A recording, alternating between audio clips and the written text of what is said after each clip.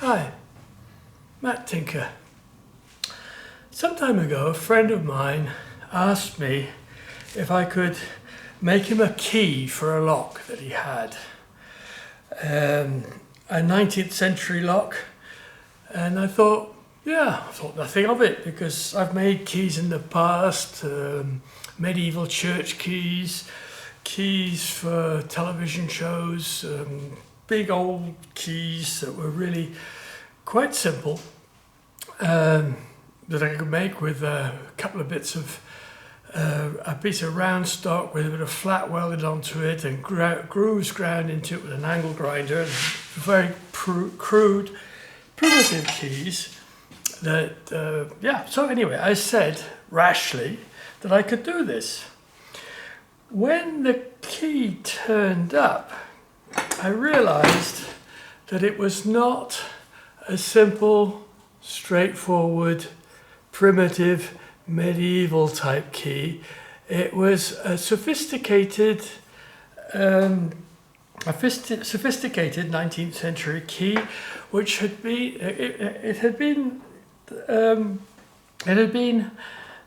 used for the strongbox,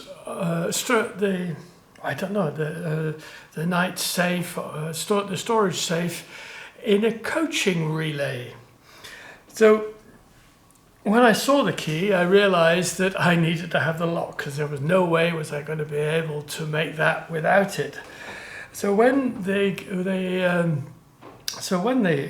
just took the lock off, they opened it up and they found, fortunately for me, on the inside, the end of a broken key, this particular bit here, which allowed me to conceive of the lock differently.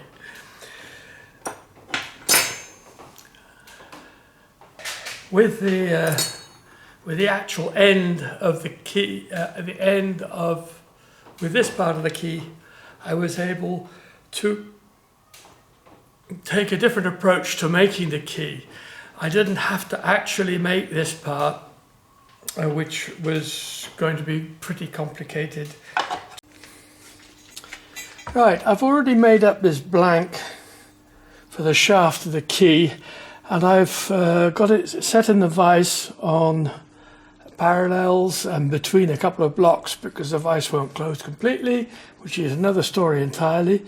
And I've centered it between these two ends, and I now have to find the end to be able to situate the point here where the broken part of the key is going to be on that blank, so that I can then make a piece of metal that I will braze into it to be able to do the same on this and braze the key back together with a piece of metal between the two.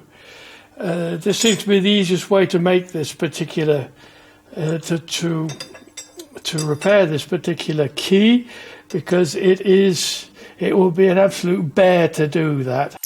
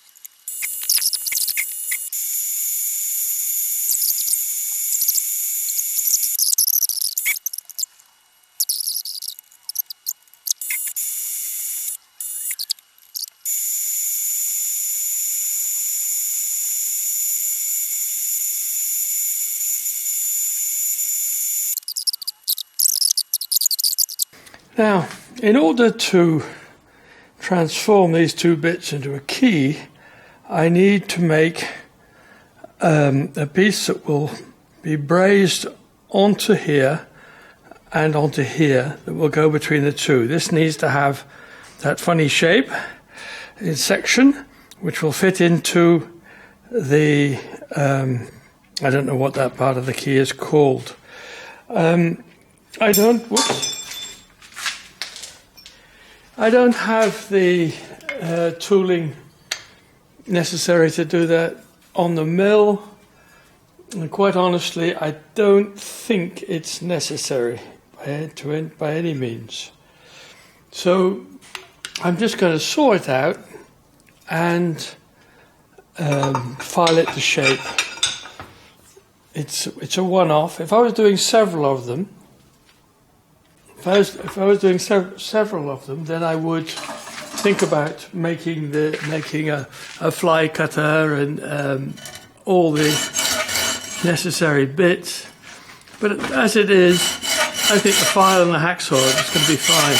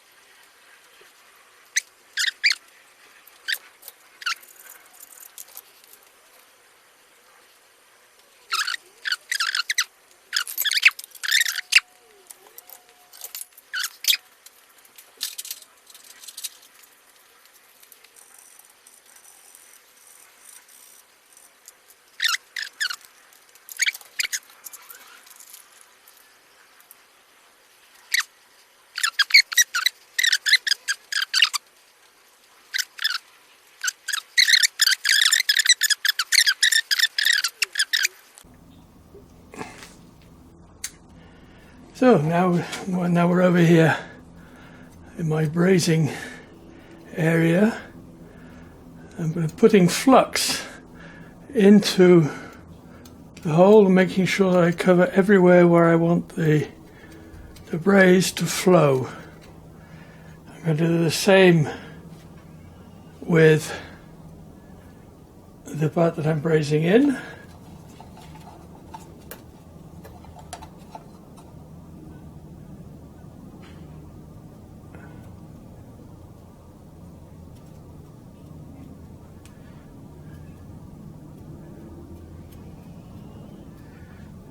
Being very careful to put the flux everywhere that I want it to flow, because that is going to be crucial. There's not going to be a very large surface area left.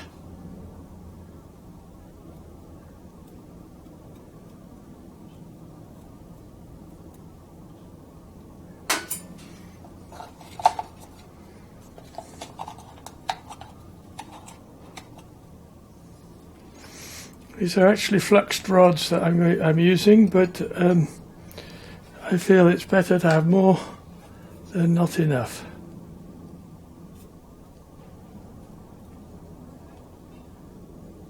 It's really quite fiddly making sure it goes on everything here.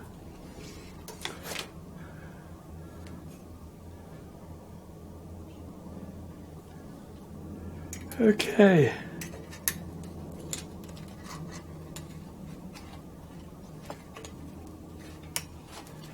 It's only lightly clamped in to stop it falling off more than anything else.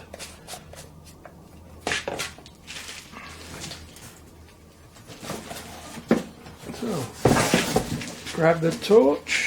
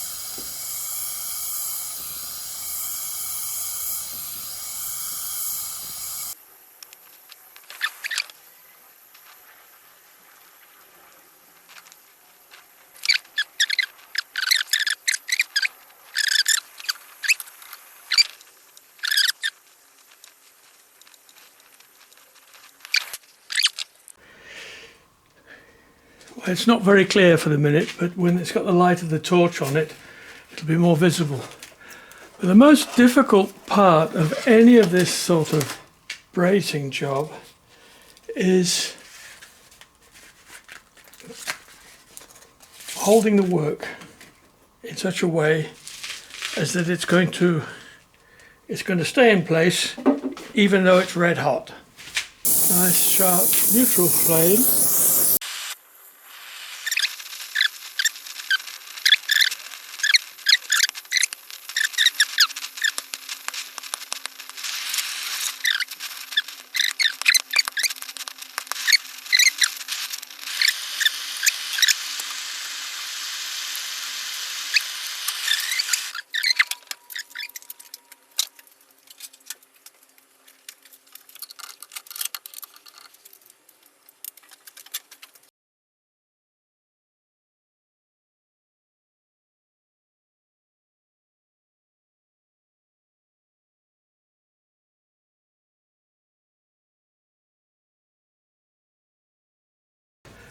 Key is braced together.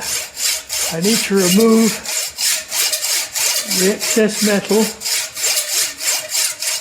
that was left from that I left deliberately to be able to have good big areas, as big an area, a bigger surface area of braze as possible.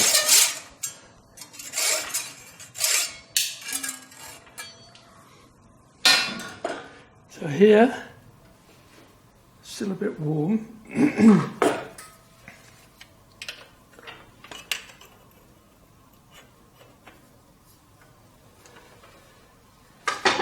I'm going to need to file off to make it round again here.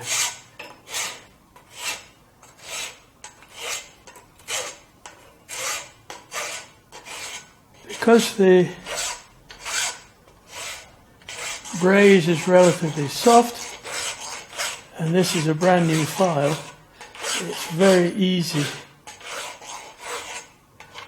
to very gently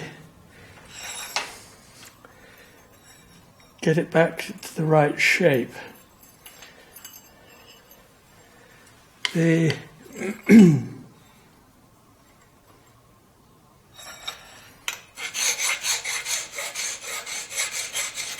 it's overall discolored by the heat, which is going to be okay because we get that.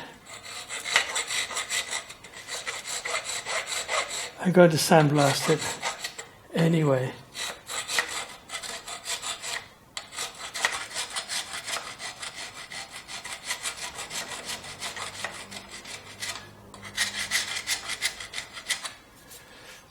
I'm removing very slight excess of braze material that there is here. It really isn't much, and it shouldn't be a problem. I'm trying not to take any of the steel down yet. I might have to make it fit, but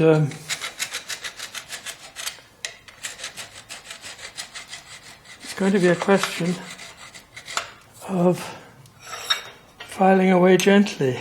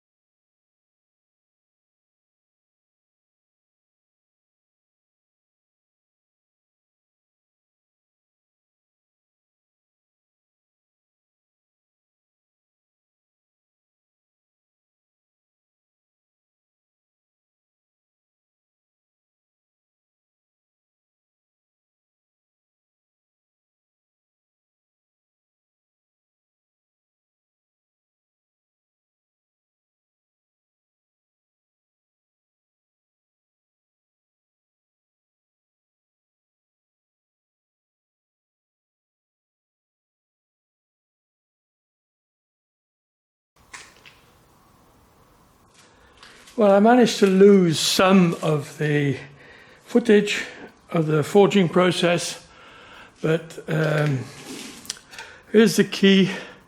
It's not equal, it's not balanced, but it's roughly forged into shape. It won't be perfectly symmetrical. This one is actually a little bit bent and not completely even. It's bent in the shank as well, that way. But it really doesn't matter because these are old keys, and I'm making what I think is going to be an authentic looking copy.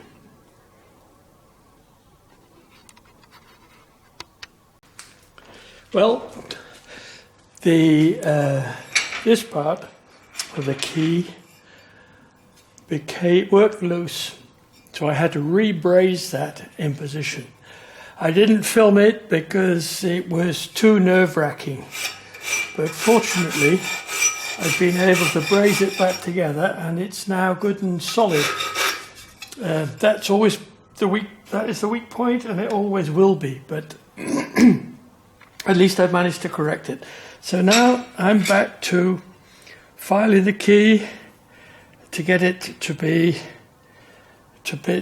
make it look a bit more as it should do.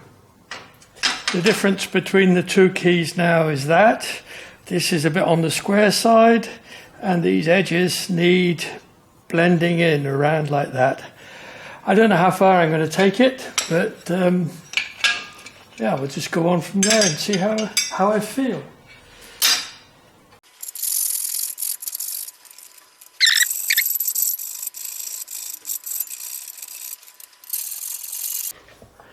Final operation on this key is to drill out this hole here, which I didn't do straight away because I wanted to keep this as strong as possible, as long as possible. Now this key won't work unless this is drilled through.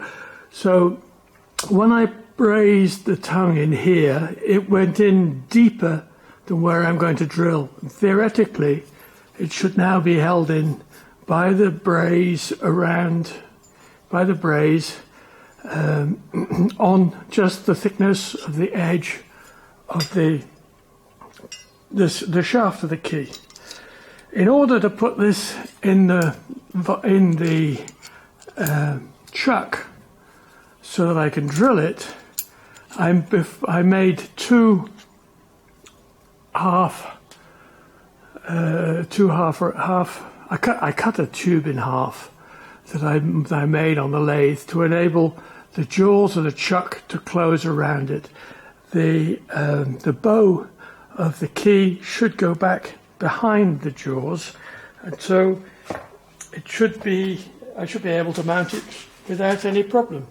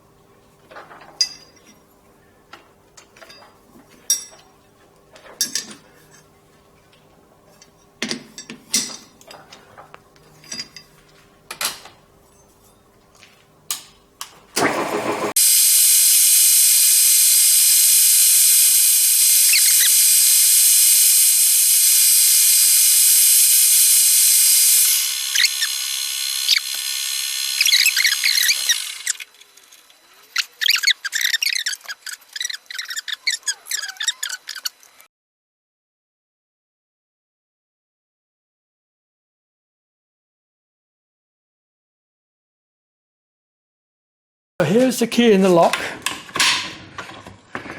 It's typically French, double turn.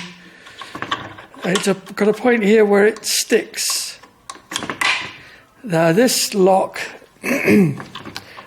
this key had broken off there, and I'm pretty sure that this was due to the fact that this lock is stiff. And why is it stiff? Because it's got grease in it.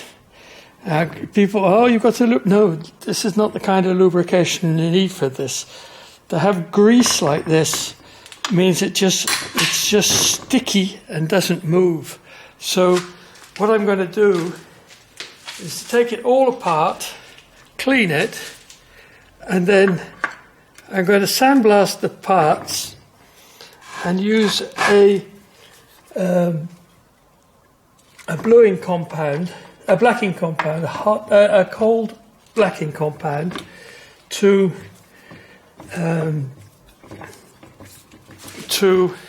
protect it from rust. And then I'll lubricate, which I cover with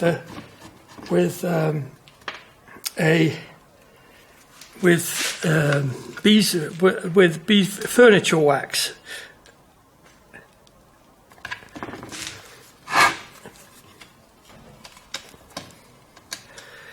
The furniture wax goes into the pores left by the cold bluing process, and I'm going to lubricate it with graphite. It's going to be pencil lead lubrication.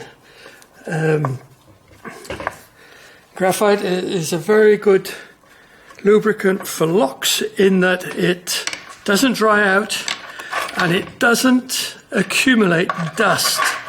If you look in here, this has all become a kind of glue. To have greased this was exactly the wrong thing to do with it. And I think probably part of the reason why the key failed. So I clean all of these bits. See, all that in there has got rust and dust, which makes for a very, well, it just blocks everything up. I've got to find out why this is sticking. This has dried out, half-dry grease on it as the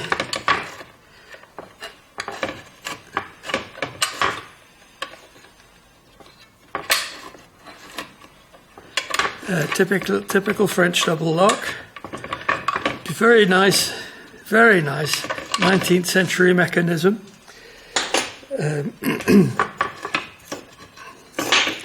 Simple but extremely effective. That is not going to help it move freely. It has these springs. It's really quite a sophisticated lock. It's these springs which take any rattle out of it. So it absolutely doesn't need to have this crud everywhere. Here at the back, because normally it sits on these two springs, and at the back here there's a button which runs there. So it should be very well. This should. Now that is really stiff like that because of this grease. Okay, so I'm going to wash it, which is a bit of a boring operation. I'm going to wash it and then I'll sandblast the parts and cold blow it. Well, I had said that I was going to sandblast and cold black finish this, but looking at it, it's not up to me to change the finish on it. And that is probably 150 years old, and I just wire brushed it, and it came out absolutely beautifully. And most of it, this isn't rusty. So I've wire wheeled it, and I'm going to lubricate it with graphite, and that will be more than sufficient. It will go back into use, and it's good for another 100 years. I don't know whether I'm going to have to do any minor repairs, because there's a point where it was stiff, but that was before it was all before it was cleaned, so it might be that it's just going to be fine with just cleaning and lubricating. The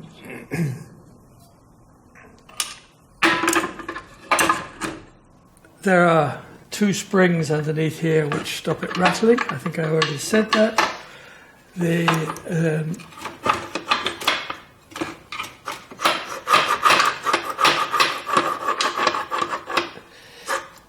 I think that is going to be really, really good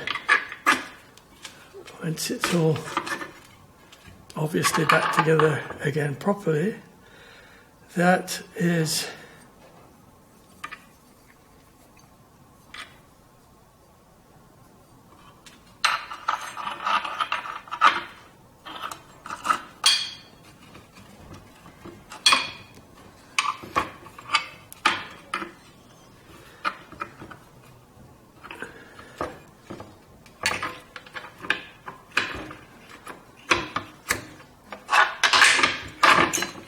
it will work better if I put it back together the way right way around.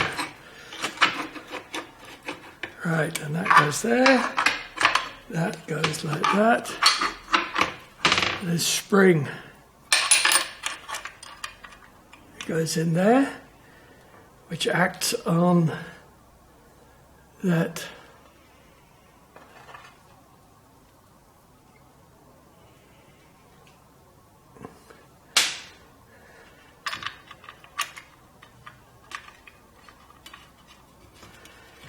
acts on the lock.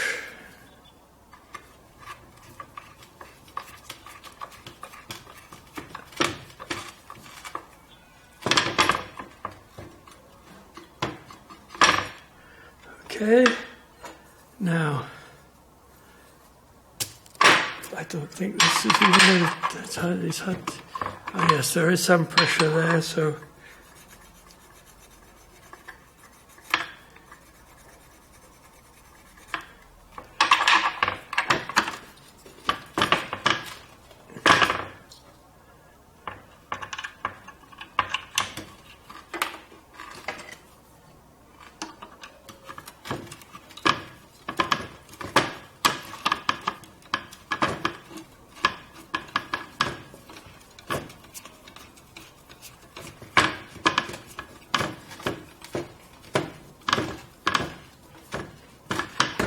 there really is nothing to this, but it's it's a very high quality lock.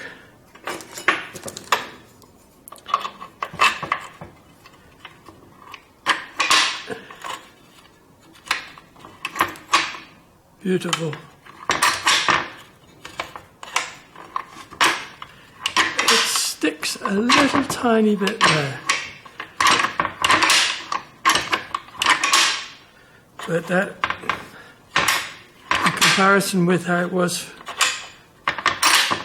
when I took it apart, it's just there. That there's a little, it sticks there, and why does it stick there?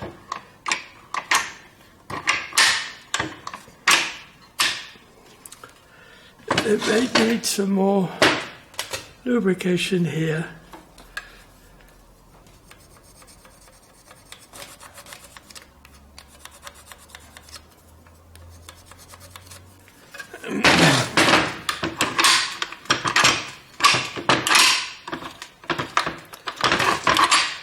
Beautiful. Still a little sticky there.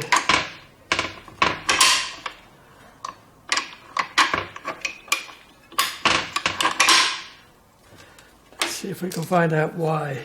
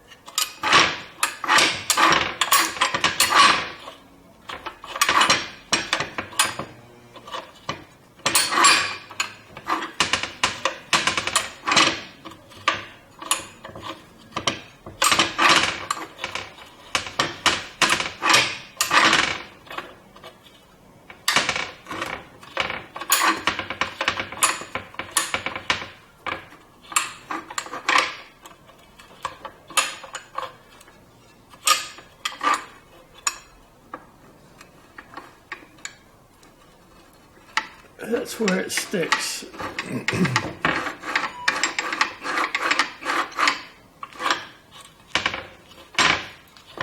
I wonder how it is with the original, the original key.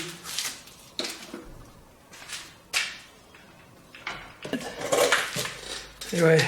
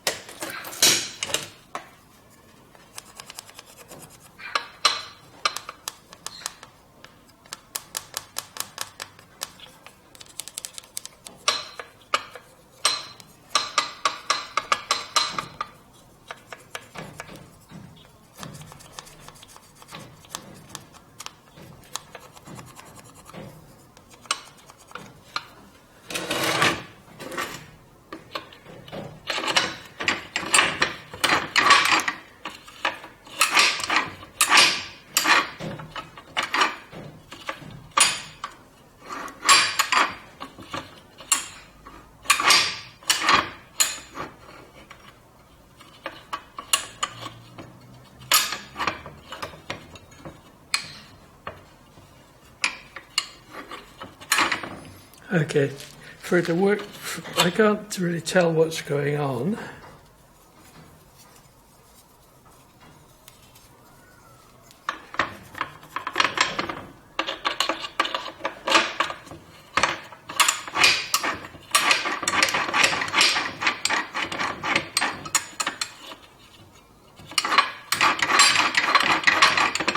It's so much smoother than it was originally.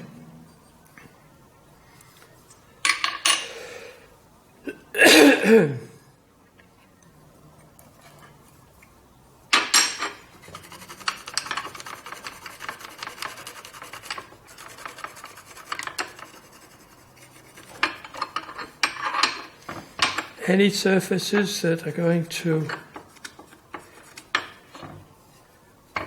slide one against the other, with a pencil lid.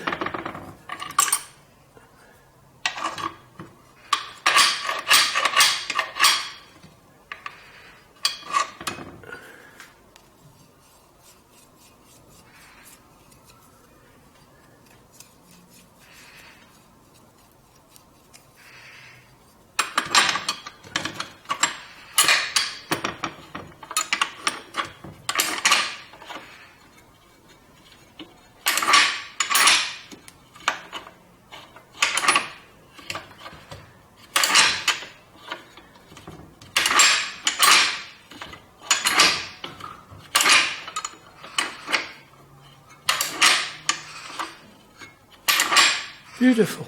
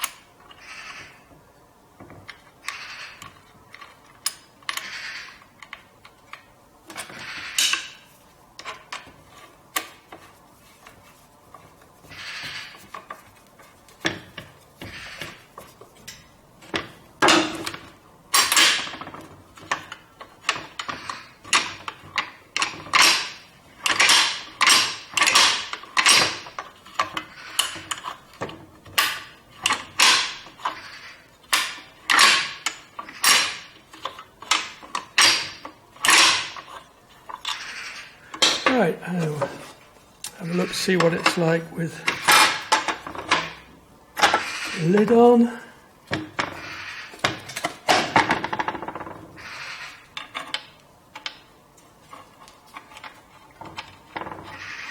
This is a really beautiful, simple lock.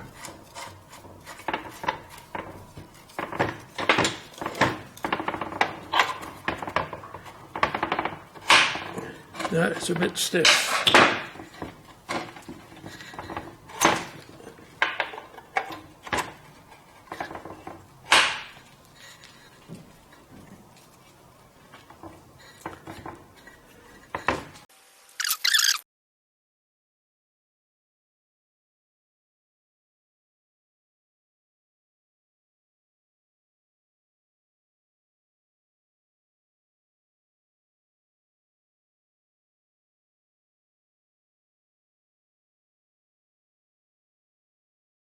I found that with this key, when the spring is in place,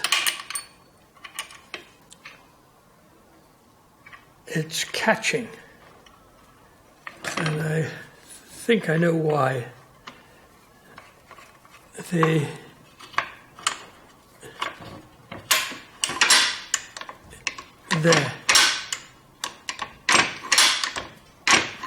It's not lifting the lock, the interlocking mechanism out far enough. Just with this key, with the other key,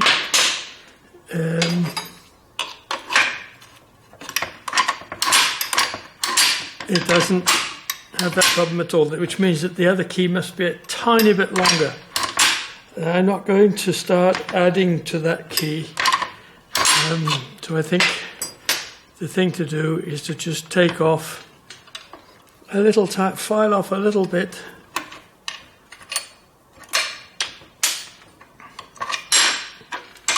If I file off a little bit off the back of here, then I should be able to make it think it's more open than it is. It's the same, taking a bit off here will be the same as building up a bit here. So that should resolve the problem.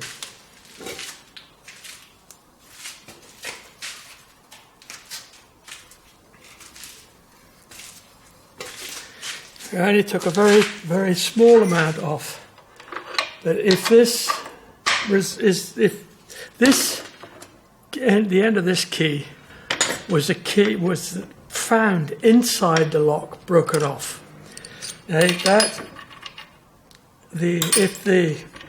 the whole lot was gummed up with grease, and the fact that it was just sticking a bit,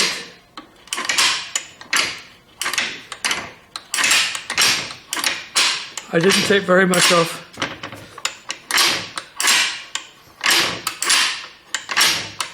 Didn't take very much off at all, and it's now working beautifully. I've got a little bit to do on adjusting the key through the plate.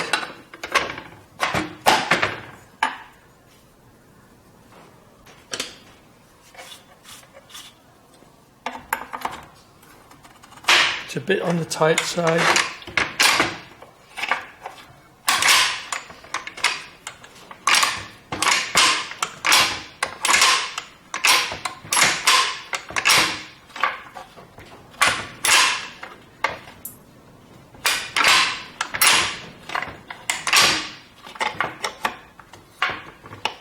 It's a bit tight in and out.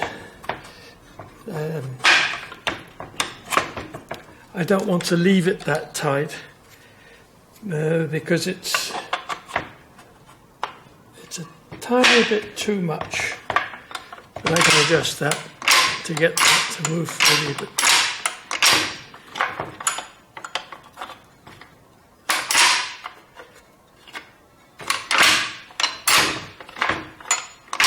Beautiful.